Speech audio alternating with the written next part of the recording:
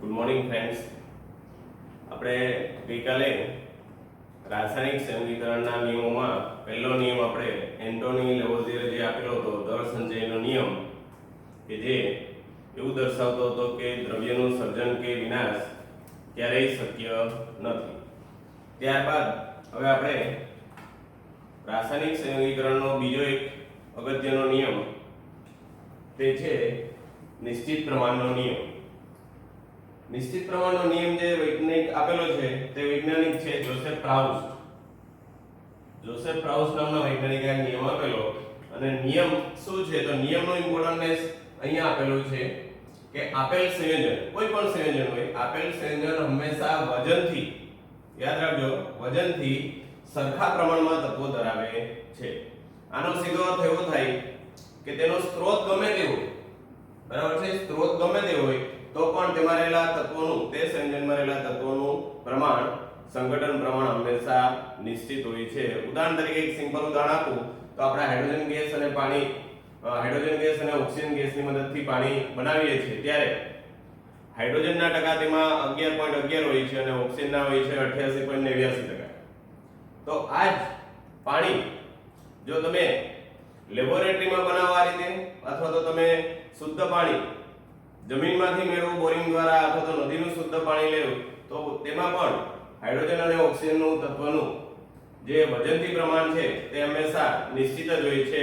આમ જોસેફ પ્રાઉસ્ટે એક નમૂનો લીધેલો હતો. પ્રાઉસ્ટે કોપર કાર્બોનેટ CuCO3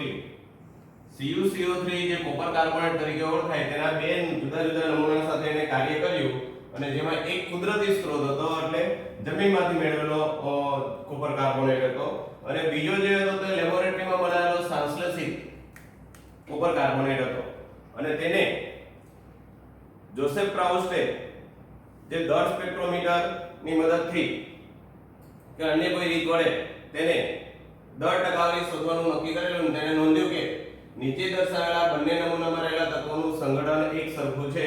તો તેને જોયું કે કુદરતી નમૂનો જે કોપર કાર્બોનેટનો લીધો તેમાં કોપરના પર્સન્ટેજ હતા 51.35, ઓક્સિજનના 38.91 અને કાર્બનના 9.74.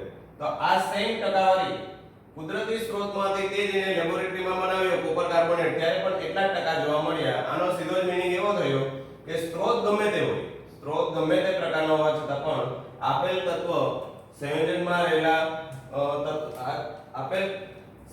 રહેલા સમાન તત્વો સરખા પ્રમાણમાં રહેલા હોય છે. હવે આપણે ઉદાહરણ લઈએ કે કોપર કાર્બોનેટમાં કોપરના ટકા 51.35 કેવી રીતે આવ્યા તો કોપર ના પર્સન્ટેજ બરાબર Cu નું દળ multiply by 100 divide by CuCO3 નું દળ કે CuCO3 નો આણ્વીય દળ. કોપર નું દળ છે 63.5 કેમ કે CuCO3 માં એક જ કોપર છે. ટકા કેટલા નીકળે છે 100 ડિવાઇડ બાય CuCO3 નો આપણે અનુપાત નક્કી કરીએ તો Cu નો આવે છે 63.5, ઓક્સિજન નો આવે છે CuCO3 ઓક્સિજન 3 એટલે 48 અને કાર્બન બરાબર 12 એટલે 60 ને 60 123.5 થાય છે. 123.5 કરીએ અને આ જે ડિવિઝન આવે છે તે આપણું નિયર ઇક્વલ ટુ 51.35 એટલે આ કોપરના ટકા આ રીતે મળે છે. આ જ રીતે આપણે કોપરના ટકા સાથે ઓક્સિજનના પર્સન્ટેજ પણ આ રીતે શોધી શકીએ, કાર્બનના પર્સન્ટેજ પણ આ રીતે શોધી શકીએ. આનો મતલબ એવો થયો કે સ્ત્રોત ગમે તે હોવા છતાં આપેલ સંયોજનમાં સમાન તત્વો સરખા પ્રમાણમાં રહેલા હોય છે. આ નિયમની સાબિતી આપણે જુદા જુદા પ્રયોગો દ્વારા મેળવી શકાય. ઉપરાંત એ સાબિત પણ થઈ ગયેલું છે અને આ નિયમ અન્ય કયા નામે ઓળખાય છે તો આ નિયમ અન્ય નિશ્ચિત સંઘટનના નિયમ તરીકે પણ ઓળખવામાં આવે છે. એટલે નિશ્ચિત પ્રમાણનો નિયમ તે અન્ય કયા નામે ઓળખાય છે તો નિશ્ચિત સંઘટનનો નિયમ. મિત્રો આપણે રાસાયણિક સંયોગીકરણના બે નિયમો જેમાં એક દ્રવ્ય સંચયનો નિયમ જે એન્ટોની લેવોઝિયરે આપેલો અને નંબર 2 નિશ્ચિત પ્રમાણનો નિયમ કે જે જોસેફ પ્રાઉસ્ટે આપેલો તેનો સ્ટડી કર્યો. હવે આપણે રાસાયણિક સંયોગીકરણનો ત્રીજો નિયમ કે જેને ગુણક પ્રમાણના નિયમ તરીકે ઓળખવામાં આવે છે અને તે ડાલ્ટને આપ્યો તેની આપણે વિગતવાર માહિતી મેળવીએ. તો નિયમ કોણે આપ્યો તો ડાલ્ટને અને 1803 માં નિયમ રજૂ કરેલો હતો. નિયમ છે જ્યારે બે અલગ અલગ તત્વો એટલે આપણે આ ઉદાહરણ લીધેલું છે તેમાં આપણે બે અલગ અલગ તત્વો તરીકે કોની વાત કરીશું તો હાઇડ્રોજન અને ઓક્સિજન. જ્યારે બે અલગ અલગ તત્વો સંયોજાય એક કરતા વધુ સંયોજન બનાવે આપણે જોઈ શકીએ છીએ કે એક કરતા વધુ સંયોજન એટલે પાણી અને H2O2 હાઇડ્રોજન પેરોક્સાઇડ અને હાઇડ્રોજન ઓક્સાઇડ એક કરતા વધુ સંયોજન બનાવે ત્યારે એક તત્વનું દળ તરીકે આપણે કોને લેશું તો એક તત્વનું ફિક્સ દળ તરીકે આપણે હાઇડ્રોજનના દળને લઈએ છીએ. કેટલું કે છે તો 2 ગ્રામ ફિક્સ છે હાઇડ્રોજનનું દળ 2 ગ્રામ. એક તત્વનું દળ બીજા તત્વના સંયોજાતા નિશ્ચિત દળ સાથે એટલે આપણે જોઈ શકીએ કે આપણે અહીંયા ઓક્સિજનનું દળ લીધેલું છે 16 ગ્રામ અને 32 ગ્રામ. તો બીજા તત્વના સંયોજાતા નિશ્ચિત દળ સાથે જોડાય અને તે સાદી નાની પૂર્ણાંક સંખ્યાના ગુણોત્તરમાં હોય છે. સાદી નાની પૂર્ણાંક સંખ્યાના ગુણોત્તર એટલે એવી રીતે કે આપણે હાઇડ્રોજનનું દળ જો ફિક્સ 2 ગ્રામ રાખીએ તો ઓક્સિજનનું દળ 16 અને 32 છે. તો 16 અને 32 એ ગુણોત્તરમાં હોવા જરૂરી છે. તો આપણે જો જાણીએ છીએ તેમ 16:32 એટલે કે 1:2 એ સાદી નાની પૂર્ણાંક સંખ્યાના ગુણોત્તરમાં છે. આમ ફરીથી નિયમ શું કહે છે જ્યારે બે અલગ અલગ તત્વો સંયોજાઈને એટલે કે હાઇડ્રોજન અને ઓક્સિજન સંયોજાઈને એક કરતા વધુ સંયોજન બનાવે એટલે કે પાણી અને હાઇડ્રોજન પેરોક્સાઇડ ત્યારે એક તત્વનું દળ એટલે કે હાઇડ્રોજનનું દળ બીજા તત્વના સંયોજતા નિશ્ચિત દળ સાથે એટલે કે ઓક્સિજનનું જે નિશ્ચિત દળ છે 16 અને 32 ગ્રામ સાથે જોડાય ત્યારે તે એટલે કોણ તો ઓક્સિજનનું દળ સાદી નાની પૂર્ણાંક સંખ્યાના ગુણોત્તરમાં હોય છે. એટલે કે ઓક્સિજનનું દળ જે 16:32 છે તે 1:2 ના ગુણોત્તરમાં આવે છે. ઉદાહરણ તરીકે આપણે મેં તમને સમજાવ્યું તેમ હાઇડ્રોજન અને ઓક્સિજન એકબીજા સાથે જોડાય છે. બે સંયોજનો પાણી અને હાઇડ્રોજન પેરોક્સાઇડ બનાવે છે. હાઇડ્રોજનનું દળ ઓક્સિજનનું દળ પાણી બને છે ત્યારે 2 16 અને 18 ગ્રામ થશે ટોટલ.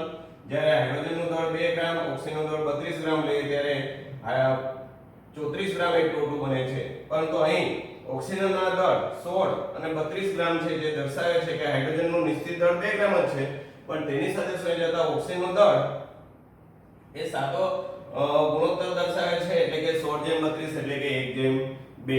આ ઉપરાંત મિત્રો હું તમને એક બીજું ઉદાહરણ પણ આપું છું. એકદમ સાદું ઉદાહરણ છે. સપોઝ કે આપણે N2O3 લઈએ તો બે જુદા જુદા તત્વો છે. N2O4 લઈએ બે જુદા જુદા તત્વો છે. N2O5 લઈએ તો બે જુદા જુદા તત્વો છે. એક કરતા વધારે સંયોજન બનાવ્યા તો 3 બનાવ્યા. નાઇટ્રોજનનું દળ અહીંયા તમે જોઈ શકો તો 28 ગ્રામ થશે. દરેકમાં નાઇટ્રોજનનું તત્વ દળ 28 ગ્રામ થશે. ઓક્સિજનનું દળ જો આપણે ગણીએ તો ઓક્સિજનનું દળ અહીંયા 48 ગ્રામ થશે. અહીંયા ઓક્સિજનનું દળ ટોટલ 64 ગ્રામ થશે. અહીંયા 80 ગ્રામ થશે. તો એક તત્વ એટલે કે નાઇટ્રોજનનું દળ જો ફિક્સ કરવામાં આવે 28 ગ્રામ તો તેની સાથે સંયોજતા બીજા તત્વનું દળ એટલે કે ઓક્સિજનનું દળ 48:64:80 એટલે કે 3:4:5 એટલે એક સાદો નાનો પૂર્ણાંક સંખ્યાનો ગુણોત્તર આપણને જોવા મળે છે. આમ નિશ્ચિત ગુણક પ્રમાણનો નિયમ એ એક તત્વની સરખામણીમાં બીજા તત્વનું સાપેક્ષ પ્રમાણ આપણને પૂર્ણાંક સંખ્યામાં ગુણોત્તર દર્શાવે છે. મિત્રો આપણે રાસાયણિક સંયોગીકરણના અગાઉ જે 3 નિયમો ભણ્યા તેમાં પહેલો હતો દ્રવ્ય સંચયનો નિયમ, બીજો હતો નિશ્ચિત પ્રમાણનો નિયમ, ત્રીજો હતો ગુણક પ્રમાણનો નિયમ અને આ ચોથો નિયમ આપણે જે ભણી રહ્યા છીએ તે ગેલ્યુસેકનો વાયુમય કદનો નિયમ છે. એક્ચ્યુઅલી આ જોવા જઈએ તો આપણે જે નિશ્ચિત પ્રમાણનો નિયમ જે આગળ સ્ટડી કરી ગયા તે દળથી હતો જ્યારે આ નિયમ છે તે કદથી પણ નિશ્ચિત પ્રમાણનો નિયમ જ છે. હવે નિયમ કોણે આપ્યો હતો તો ગેલ્યુસેકે 1808 માં તેને રજૂ કરેલો હતો. નિયમ શું કહેવા માંગે છે આપણને ગેલ્યુસેકનો વાયુમય કદનો નિયમ કે જ્યારે રાસાયણિક પ્રક્રિયામાં વાયુઓ સંયોજાય છે. હવે અહીં તમે જોઈ શકો કે હાઇડ્રોજન વાયુ ઓક્સિજન વાયુ એકબીજા સાથે સંયોજાય છે. સામે પાણી બને છે. પાણી પણ વાયુમય સ્થિતિમાં જ બને છે. એટલે કે રાસાયણિક પ્રક્રિયામાં વાયુ સંયોજાય છે અથવા ઉત્પન્ન થાય છે તો ઉત્પન્ન પણ પાણીની ગેસ બાષ્પ એટલે H2O ગેસ જ બને છે. ત્યારે જો વાયુઓ સમાન તાપમાને અને દબાણે આ આપણી શરત છે કે તાપમાન અને દબાણ બદલાવા જોઈએ નહીં. કેમ તાપમાન અને દબાણ નહીં બદલાવા જોઈએ? કારણ કે તાપમાન જો બદલાય અથવા તો દબાણ બદલાય તો વાયુનું કદ બદલાઈ જાય છે. એટલે તાપમાન અને દબાણ બદલાવા ન જોઈએ તો તેમના કદ એ સાદો ગુણોત્તર દર્શાવે છે. ઉદાહરણ તરીકે આપણે લઈએ તો 100 ml હાઇડ્રોજન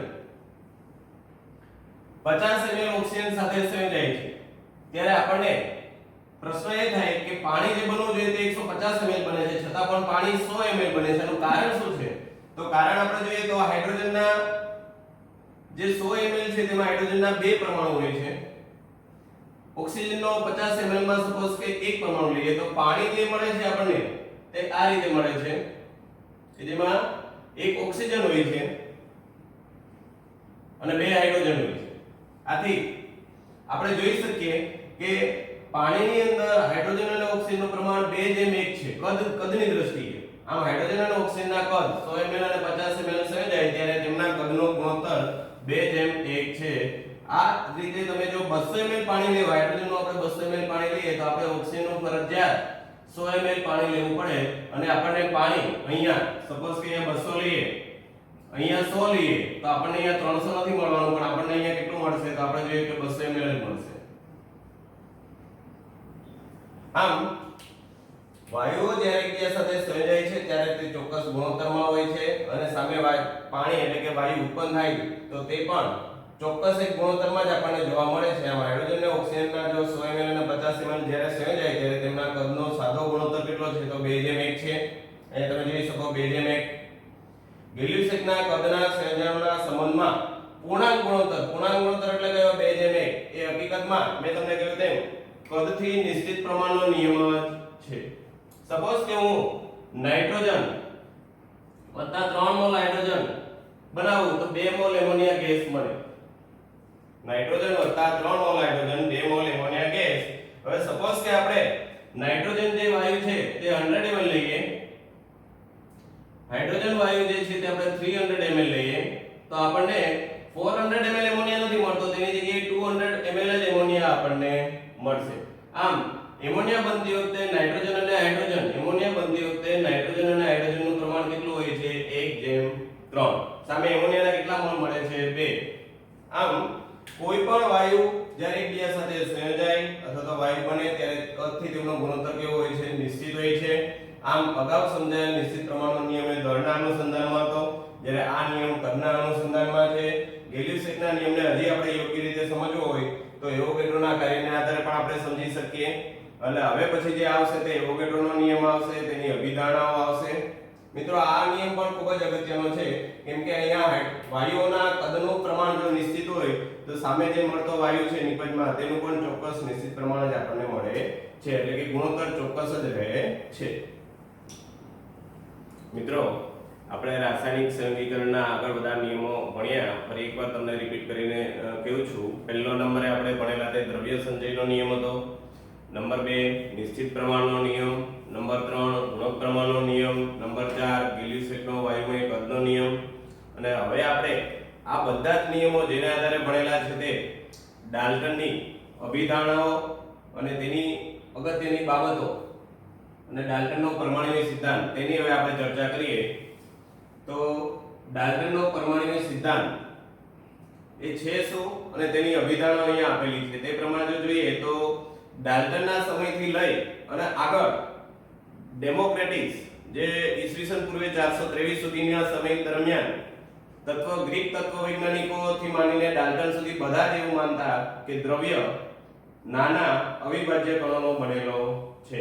પરંતુ હાલમાં આપણે જાણીએ છીએ તેમ કે સમસ્થાનિકની શોધ થઈ, ત્યારબાદ કેન્દ્રીય વિખંડન પ્રક્રિયાઓ આપણે શોધી, કેન્દ્રીય પીગલન પ્રક્રિયાઓ શોધી. તેના આધારે આપણને ખ્યાલ આવ્યો કે ખરેખર પરમાણુ અંતિમ અવિભાજ્ય કણ નથી પરંતુ પરમાણુ વિભાજ્ય છે. પણ એ બાબતની ચર્ચા આપણે પછી કરીશું. હાલમાં આપણે ડાલ્ટનના નિયમ અને તેનો સિદ્ધાંત અને અભિધારણાઓ જોઈએ તો દ્રવ્ય નાના અવિભાજ્ય કણોનો બનેલો છે. અવિભાજ્ય એટલે આપણે જોઈએ છીએ કે તેને તોડી શકાશે નહીં. દ્રવ્ય નાના અવિભાજ્ય કણોનો બનેલો છે અને અંતિમ અવિભાજ્ય કણ કે જે દ્રવ્યનું હોય તેને આપણે કયા નામે ઓળખીએ છીએ તો તેને આપણે પરમાણુ તરીકે ઓળખીએ છીએ. મેં તમને વાત કરી તે પ્રમાણે કે આ બાબત ડાલ્ટનના સમયથી પહેલા ગ્રીક તત્વવૈજ્ઞાનિક ડેમોક્રેટિસના સમય સુધી લોકો આ જ માનતા હતા કે દ્રવ્યનો અંતિમ નાનો અવિભાજ્ય કણ એટલે પરમાણુ છે. અને આ બાબતને આધારે આગળના બધા નિયમો પણ આપણે સમજી ગયા. હવે 1808 માં ડાલ્ટને ઉપરોક્ત બધી બાબતને એક જર્નલમાં પ્રકાશિત કરેલી હતી. એ જર્નલનું નામ હતું new system of chemical journal, એટલે કે રાસાયણિક તત્વજ્ઞાનની નવી પદ્ધતિ. એક પ્રકારની બુક હતી, તેની અંદર ડાલ્ટનના બધા નિયમો પ્રકાશિત કરેલા. હવે સૌથી અગત્યની જે માહિતી આવે છે તે ડાલ્ટનની અભિધારણાઓ. આ આપણી 2 માર્કની શોર્ટ નોટ છે, ઘણીવાર પૂછાય છે કે ભાઈ ડાલ્ટનની અભિધારણાઓ લખો. તો આપણે 4 અભિધારણા લખવાની આવે. એમાં પહેલી અભિધારણા ફરી પાછો એના સિદ્ધાંત તરફ જ આપણને દોરી જાય છે. સિદ્ધાંત શું છે? દ્રવ્ય અંતિમ અવિભાજ્ય પરમાણુઓનું બનેલું છે, કાં તો દ્રવ્ય અવિભાજ્ય પરમાણુઓનું બનેલું છે. નંબર 2, આપેલ તત્વ, ધારો હું સોડિયમ લઉં છું, સોડિયમ, તો આપેલ તત્વના બધા જ પરમાણુ એટલે સોડિયમના બધા જ પરમાણુઓ સમાન ગુણધર્મ અને સમાન દળ ધરાવે છે. આપણે જાણીએ છીએ કે 1 મોલ સોડિયમ લઈએ, શુદ્ધ સોડિયમ, તો તેનું વજન જે છે તે 23 ગ્રામ થાય છે. બીજા 1 મોલ સોડિયમના પરમાણુ લઈએ, 1 મોલ સોડિયમ પરમાણુ, તો તેનું દળ પણ આપણે કેટલું ગણી શકીએ? 23 ગ્રામ. ત્રીજા આપણે 1 મોલ શુદ્ધ સોડિયમનો આપણે દળ ગણીએ તો તે પણ કેટલું થશે? 23 ગ્રામ. આનો મતલબ કે દરેક સોડિયમનો દરેકે દરેક પરમાણુ કે એનો જથ્થો સમાન દળ ધરાવે છે. આ ઉપરાંત સોડિયમનો એક પરમાણુ વિસ્ફોટક હોય તો તેમાં રહેલા 1 મોલ એટલે કે 6.022 × 10^23 બધા જ પરમાણુઓ પાણીમાં અને હવામાં વિસ્ફોટ પામે છે. આમ આપેલ તત્વના બધા જ પરમાણુઓ સમાન ગુણધર્મ અને સમાન દળ ધરાવે છે, જ્યારે જુદા જુદા તત્વોના પરમાણુઓ જુદા જુદા દળ ધરાવે. હવે આપણે સોડિયમની કમ્પેરિઝન મેગ્નેશિયમ કે એલ્યુમિનિયમ સાથે કરીએ તો આપણે જાણીએ કે ભાઈ મેગ્નેશિયમ કે એલ્યુમિનિયમ જે છે તેના દળ 1 મોલ મેગ્નેશિયમના પરમાણુ એ તો 12 ગ્રામ થાય છે, 24 ગ્રામ થાય છે. 1 મોલ આપણે એલ્યુમિનિયમ લઈએ તો તેનું દળ આપણને 27 ગ્રામ જોવા મળશે. આમ જુદા જુદા તત્વોના પરમાણુ જુદા જુદા દળ ધરાવે. જ્યારે જુદા જુદા તત્વોના પરમાણુ કોઈ નિશ્ચિત પ્રમાણમાં જોડાય ત્યારે જ સંયોજન બને છે. આ બાબત હું તમને એક ઉદાહરણ દ્વારા સમજાવું કે હું હાઇડ્રોજન અને ઓક્સિજન બે ભેગા કરું તો પાણી બનતું નથી. હાઇડ્રોજન અને ઓક્સિજન આ રીતે આપણે ભેગા કરીએ તો પાણી બનતું નથી, કેમ કે એનો ચોક્કસ ગુણોત્તર હોવો જોઈએ. હાઇડ્રોજનનો ગુણોત્તરમાં શું છે કે હાઇડ્રોજન 2 લેવા પડે, એટલે કે 2 જેમ 1 હોય તો જ પાણી બને.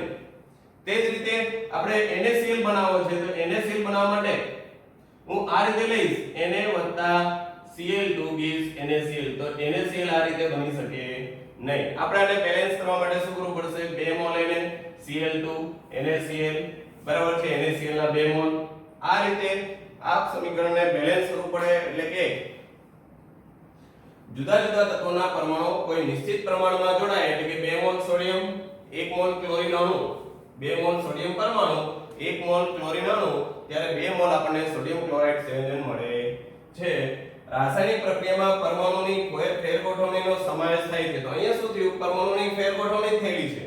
સોડિયમ એકલા હતા, ક્લોરીન પણ એકલા હતા, છતાં પણ બે એકબીજા સાથે જોડાયા એટલે એની ગોઠવણી બદલાઈ જશે, એના ગુણધર્મો પણ બદલાઈ જશે.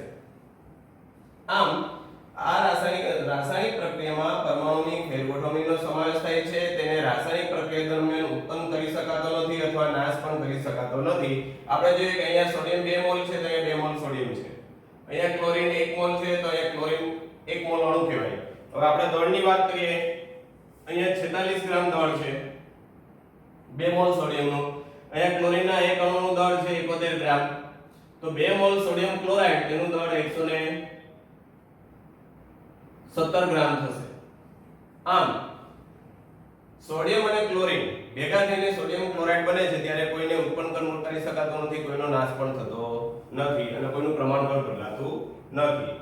આમ ડાલ્ટનનો સિદ્ધાંત આપણે આગળ ભણી ગયા તે બધા જ રાસાયણિક સંયોગીકરણના નિયમો સમજાવી શકે છે. આ રીતે આપણે બધી થિયરી આ પાઠની પૂરી કરી કે જે અગત્યની રાસાયણિક સંયોગીકરણના નિયમને આધારે બધી આપણને દર્શાવેલી હતી અને તે બધી થિયરીઓ અને બધા નિયમો આપણને ખૂબ જ ઉપયોગી બનશે.